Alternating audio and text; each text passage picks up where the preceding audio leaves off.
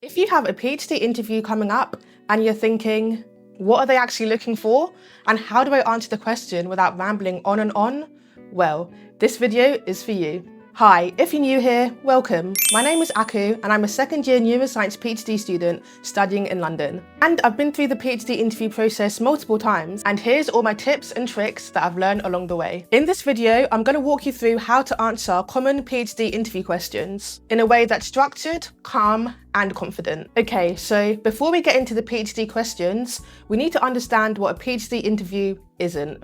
They are not testing how much you know, but they are testing your potential, not perfection. So the key things they're looking for is 1, can you think critically? 2, can you reflect on your past experiences? 3, can you handle uncertainty and feedback? And 4, do you understand what research life is really like? Okay, so most PhD interviews will ask the same common questions, and it's very important that you prepare these beforehand. One of the questions that I'm 99% sure that you're gonna get is, tell me about yourself. Now, this does seem easy, but it's very important that you prepare this question beforehand. What interviewers are asking for is not your life story. They want to know if you can see yourself as a researcher and whether your background makes sense for this PhD. So, how to structure this answer? This is very simple. Just talk about your past, present, and future. So your past being your academic background, your present being what are you doing right now, and your future, why does this PhD program make sense? So I'm going to put an example answer on the screen. You don't have to memorize this, but it's just so you can see how the answer is structured. Notice how it starts with background and doesn't go into a crazy amount of detail, but just the right amount of detail so the researchers know that you have learned something in your past. It also shows motivation and not just interest in the title. And finally, it links directly to the PhD, why you want to do that program. And for this question, some common mistakes to avoid would be telling them your whole life story.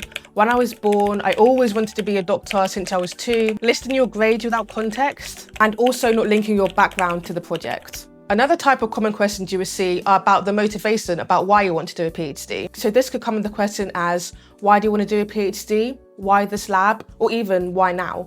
And what they really want to know here is whether you understand what a PhD actually involves. And are you choosing to do a PhD because you're intentional about it, or because you don't really know what to do, or you just want the doctor title? So how do you go about thinking about this answer? You should show that you're motivated by the process of research and not just the title. You should show that you reflected on doing a PhD and why it makes sense in this stage of your life. And you should link your motivation to the specific program or lab, not just science in general. And again, I'm going to show you an example answer on the screen. So as you can see here, the first sentence is about progress, not only prestige. The middle section shows self-awareness, and the last part makes it specific to the lab. And for this, researchers like to hear realistic expectations, curiosity, and intentional decision-making. I want to give you a framework which will help you structure your answers, and this is called the STAR method. Now remember, this is not something to memorize or force into every answer, but this is a structure you can fall back on when you're thinking about past experiences, challenges, or problem solving. And the STAR method is, the S stands for situation, what is happening. T stands for task, what were you responsible for. A stands for action, so what did you do? And it's very important to highlight your role in the situation. And R stands for reflection. What did you learn from this?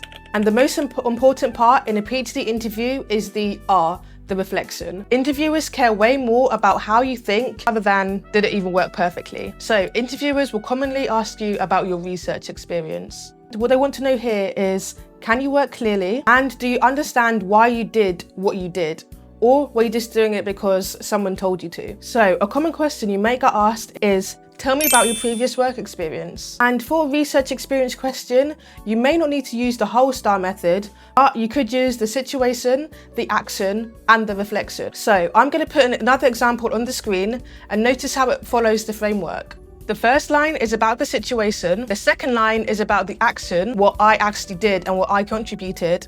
And the third is about the reflection. What did I learn from this? Another category question they love to ask are problem-solving questions. So questions like, tell me about something that didn't work, Tell me when something failed and how did you deal with it? If you could go back, what would you do differently? You know, those kind of questions. And what they're really asking is, how do you respond when research becomes difficult, emotionally and practically? So again, for these questions, we're going to use the STAR framework. And again, I'm going to put an example on the screen. Don't copy the wording, but focus on the flow. So here, I clearly define the situation and the task. Most of the answer is action focused, and the reflection shows growth, not blame. So it shows that you can work well and troubleshoot under pressure. Interviewers expect failure. In science, failure happens every day and is honestly nothing to worry about. But what they want to know is the resilience and the reflection. And now, time for the most dreaded questions in PhD interview history. What are your strengths? And what are your weaknesses? But this question is normally misunderstood.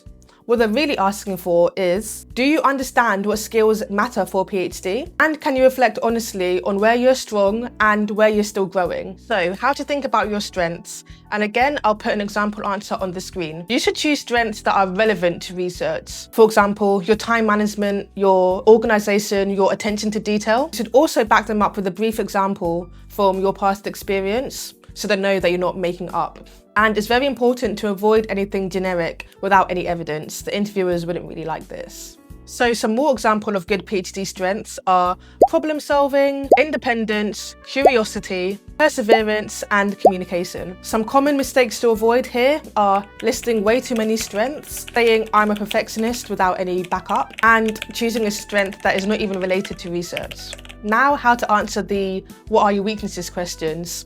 This is where people panic and sometimes undersell themselves. You're not expected to be fully developed, but you are expected to be trainable, which does make sense. A good weakness to include is something real but not fatal, is something that you're actively working on, and that it shows learning and growth. Avoid answers like, I work too hard, because this shows no substance. Also avoid fundamental red flags. For example, I don't like receiving feedback. That's a big no-no. And here again, I'm going to put an example answer on the screen. And the golden framework to answer this question is weakness, action, improvement. So you state what you struggled with, what did you do about it, and then what changed. And this shows adaptability and growth. And this is exactly what a PhD requires. And at the end of the interview, they're going to ask you, so do you have any questions for us? And now it's very, very important to ask them questions. Don't say, no, I don't have any questions, that's all. Because this part is hugely underrated, and the questions you ask them can show motivation and why you're a good fit for the PhD program. Some example questions include, how is supervision structured? How do students in the lab typically collaborate? What support exists if someone is struggling? And now you can obviously ask them more specific questions about the research area or the department in general, but it's very important to ask questions. And also it will help you know if this lab or this program is a good fit for you. Because at the same time, you're kind of interviewing them too. Another thing they're mostly going to ask is, what do you want to do after your PhD? And now I must admit, for my first PhD interview, I was not ready for this question at all. I didn't even think about it. And this question may stress people out, especially if you don't have a defined, fixed career path. But honestly, it's okay. The interviewers just kind of want to know that you're thinking about the future and how a PhD will fit into this. They want to know if you've thought about the PhD beyond itself. Do you understand what skills a PhD can give you? And are your expectations realistic? And here's a framework you can use to answer these questions. First, state your next steps, then your skills, and then your flexibility. So, next steps, a broad direction of where you want to go. Skills, what you'll gain during your PhD, and flexibility, openness to where a PhD may lead. So I'm going to put an example answer on the screen. This answer shows that you're interested in academia, but not entitlement, and that you frame a PhD as training and not the guaranteed outcome. And here's one more industry or open-ended focused. And if you answer like this is completely okay. Not everyone does want to stay in academia. And this answer shows self-awareness whilst not closing any doors. And some common mistakes to avoid is stating stuff like, I don't know what I want to do next, giving overly rigid or concrete plans, and this shows that you're not really open or flexible, or saying what you think they want to hear, because honestly, you don't know what they want to hear. Okay, now I'm going to go through a practical checklist to do before any PhD interview. Read at least 3 papers from the lab you're interviewing for. This shows that you know what the research is actually about, and you can even include some of these techniques or methods into your answers. This shows that you actually care about the research and that you want them, not just a PhD in general. If it's a program where they're giving you a specific project, make sure to read the project outline and to really understand the project and what the project entails. And it's very important to read around the topic area as well. Prepare at least 2 to 3 STAR technique stories. And this could be for questions like, tell me about a time something didn't work and how did you deal with it? Tell me about a time you worked in a team and how did this feel? You know, those kind of questions. It's very important to have these answers prepared, so when you get to the interview, you're not scrambling your brain to try to think of an answer, because if you already have it prepared beforehand, these answers are more likely to be structured and you're less likely to ramble on and on, because interviewers don't really like this. It's very important to practice out loud.